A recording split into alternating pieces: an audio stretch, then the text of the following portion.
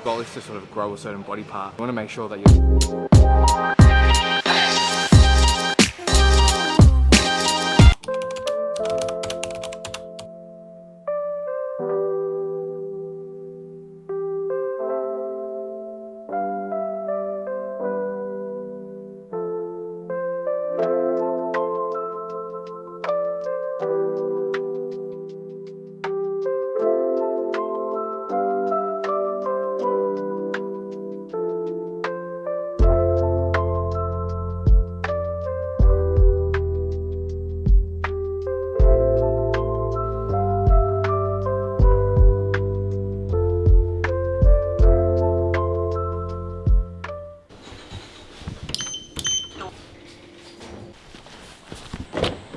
Alright guys, good fucking morning. It is 5 o'clock in the morning. If you guys are new here, welcome back to the channel. My name is Jackson. I am a natural bodybuilder and an online coach, and I am on the journey to building a pro level physique. It is week 1 of the off season. We are currently in our growth phase. I am just on the way to work. I also just cut my finger yesterday, if you haven't seen that. So you see me sucking my blood like a fucking weirdo. Why? I sliced my finger making chicken breast. I've got some PT sessions to do this morning, and then we're gonna go train and get a push session in. So I'm gonna take you guys along for the road with that.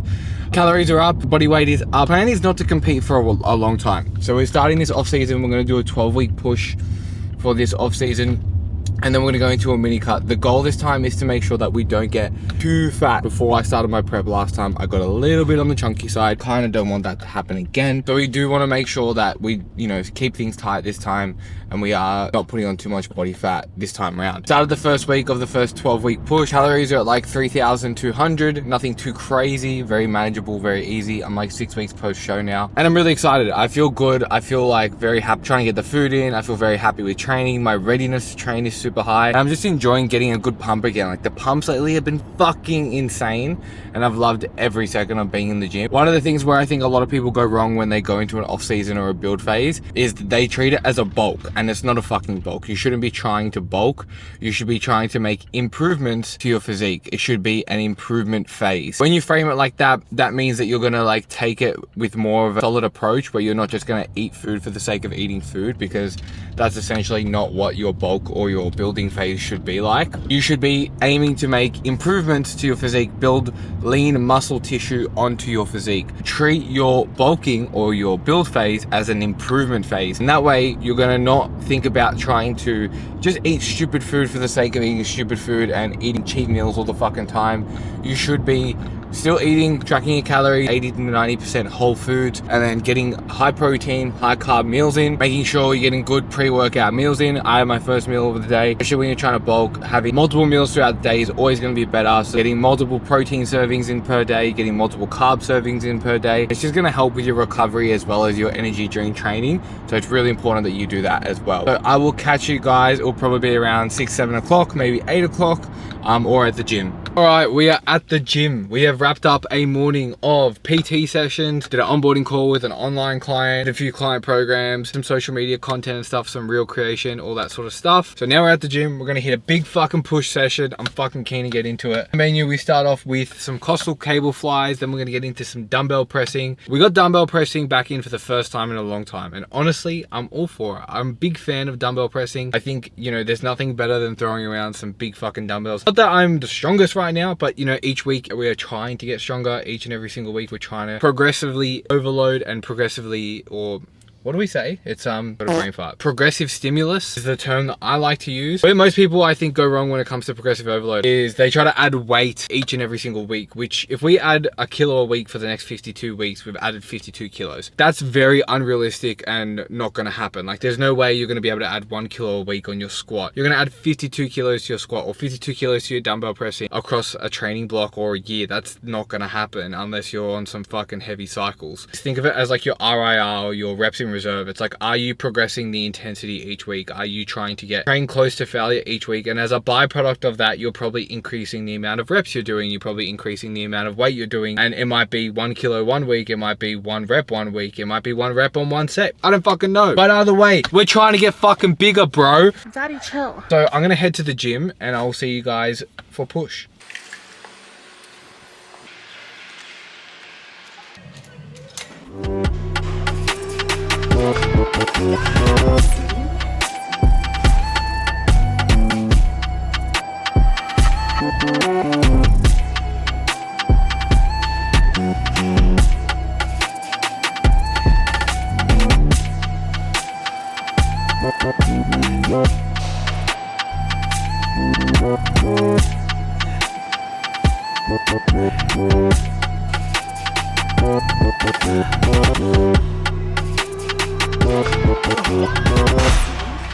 Alright, so first set down, got 15 reps, which I didn't actually expect, so I'm pretty happy with that. The food's gone up this week, so I've got like 200 calories more, so that's probably got a big reason as to why I'm feeling a lot stronger in the gym. Food plays a major role in your ability to build strength, have energy in your workout, so try and maybe actually go heavier on the next set.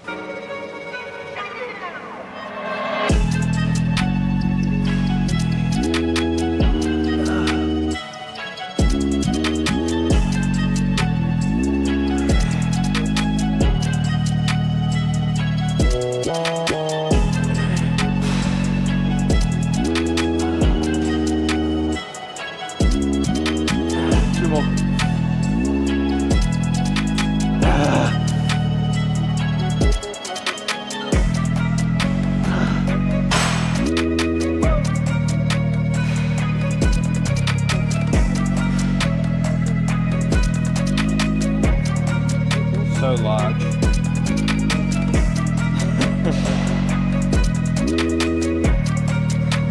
How do you end up in all my videos? Moving on to flat dumbbell press. Last week we worked up to 35 kilos for 10 reps on the first set.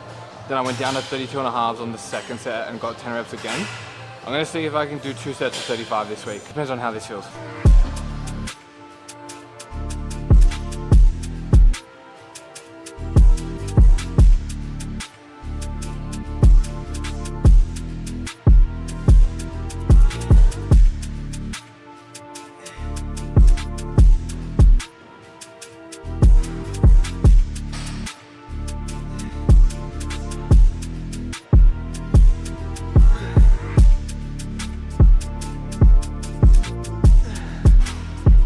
Yeah, look, that was a good set, but I'm definitely not going to get 35s again for a second set. One of the things I do like to do when I think about my dumbbell pressing is I try to like push my feet into the ground, drive my chest up to the ceiling as hard as I can. That allows me to get the most stable I can. And honestly, that felt really clean. As you could see, like, those reps were a nice big stretch at the bottom. And then I was trying to just push up, bringing my elbows together. So if you're trying to dumbbell press better and get a better contraction in your chest, like, that's exactly how I would do it. Feet into the ground, chest up, shoulders back. Try and drive the elbows together. Nice big controlled deep stretch. That's it. All right, I'm puffed out. I'm gonna rest. And I'm gonna do my second set of 32 and a half.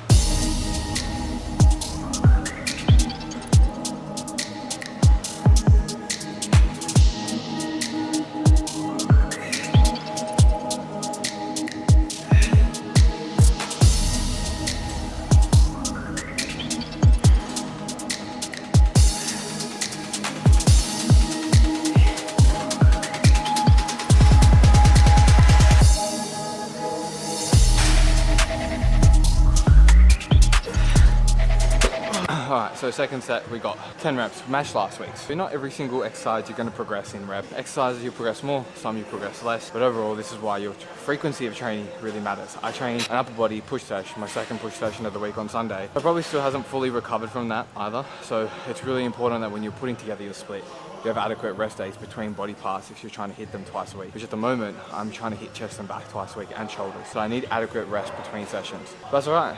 We're still on par with last week's sort of numbers, so I'm happy with that. We'll see how incline bench press goes now.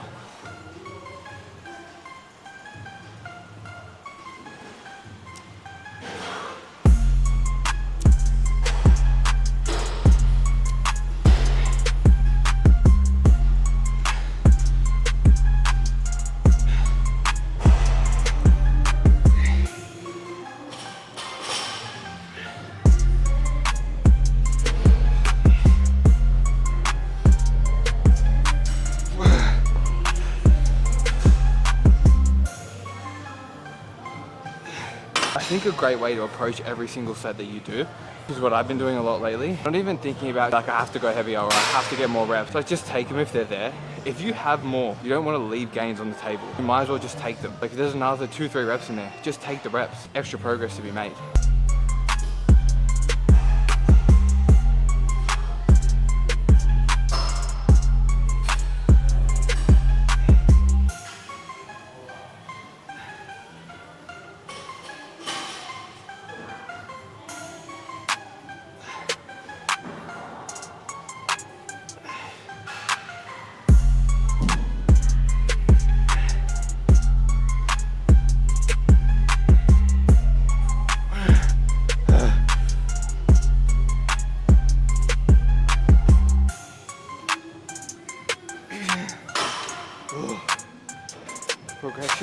can. Very good. See, we increased from last week. Byproduct of taking more what's on the table, not by forcing it. If it's there, just fucking take it.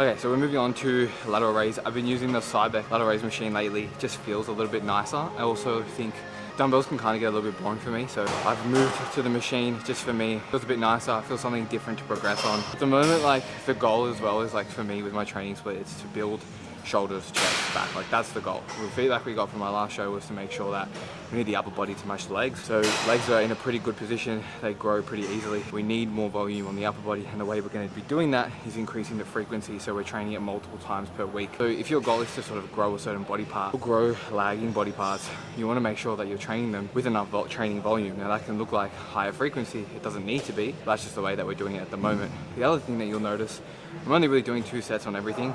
That will probably increase at some point, but to start off, when you're kind of trying to establish the amount of volume you have, also when you already train pretty hard, you don't need a lot of training volume because your sort of return on the investment, aka the set, is going to be higher because you have higher training intensity. If you don't train as hard, you're going to need more volume because you need more amount of work for that muscle to get a stimulus, whereas someone like myself, trained on the quote-unquote lower end, doesn't need as much, but it will go up at some point because your body does adapt to those sort of things. So it's a little bit of a breakdown as to like my training split. We've got a long time to grow. I don't plan on competing again until 2026. Goal is to just be doing this stuff over and over again and make those lagging body parts strengths. I actually want to add to that last point in regards to the lower volume of training because it's higher frequency, so multiple times per week. Even if I'm doing 2 chest exercises per day and I'm doing 2 sets on each, 2, 4, 6, 8. That's still 8 sets of chest per week. Again, still quote unquote on the lower end. Might seem like in the session you're doing lower volumes, but you're actually not doing it multiple times a week. So the overall set volume for the week is still higher. Be careful not to get lost in that as well, because you might look at someone's program and say, oh, you're doing super low volume, but it's like they're really not, because they're training it 3 times a week, and in each session they have 3 chest exercises, and the total weekly volume equates to around 15 sets. Like that's not low volumes. Take when you see other people's or my program or other influencers, bodybuilders, whatever it is, coaches programs, take it with a grain of salt, because there's always that bigger picture at hand, and there's a reason programs are individualized.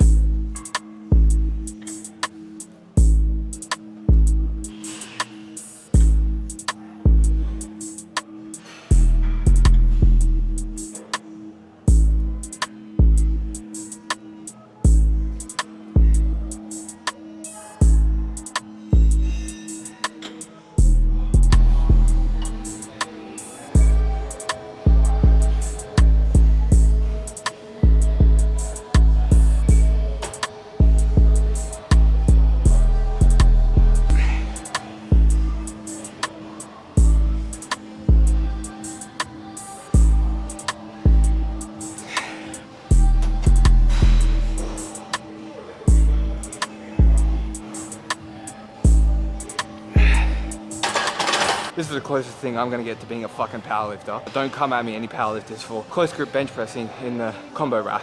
But the only reason I do it is because the safety racks and the other ones don't have safety racks. So it's good, 65 kilos, close grip tricep bench press. Pretty happy with that. This session's actually going extremely well. We got 13 reps, I think, on that set.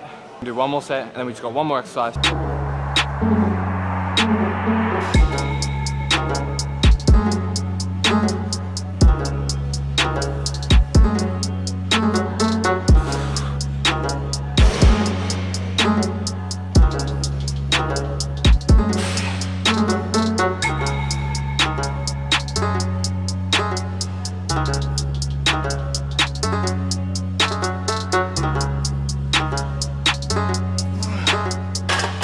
Alright, last and final exercise of the push session.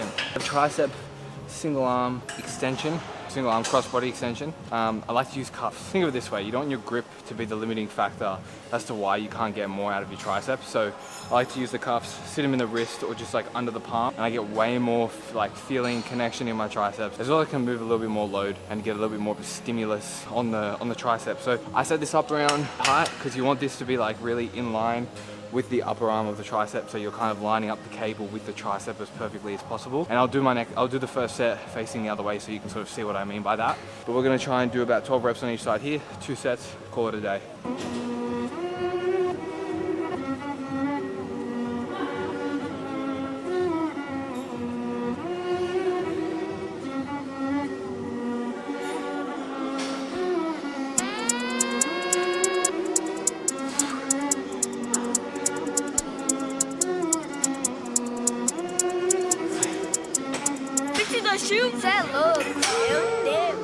Always try and match the amount of reps you're doing per arm. Never trying to do more than one side than the other. So always do the weaker side first so that you can match the amount of reps you're doing per arm.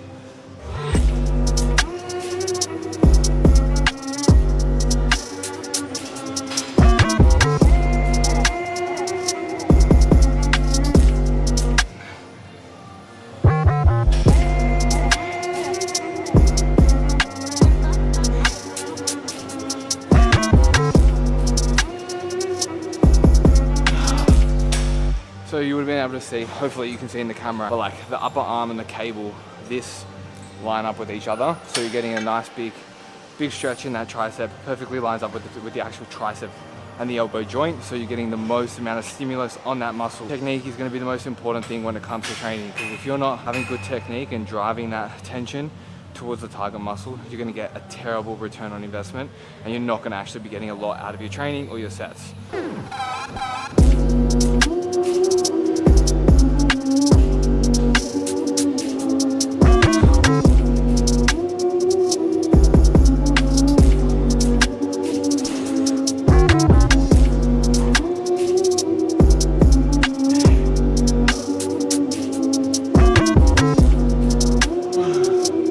Another thing I really like to do is like use this as a brace, so that you're like creating as much like external stability so that you can stabilize the joint and then move the muscle as much as you want as well. So using the uprights as bracing is always going to be very beneficial for getting the most out of each set.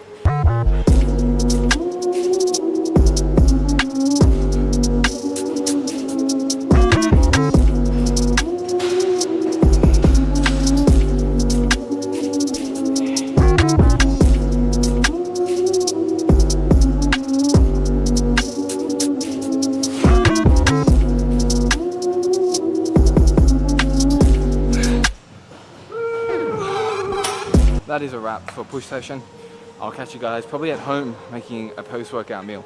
Alright, what's going on? It is fucking echoey in here because my brother just moved out and my girlfriend is moving in with me. They took all the furniture and I have to go buy my own furniture, which is phenomenal for my bank account. So if you want to support, please like, share, subscribe and help me not be broke. But we just got home from the gym and we're having a post-workout meal. We have chicken, rice, vegetables. I'm gonna put that in for a little bit longer.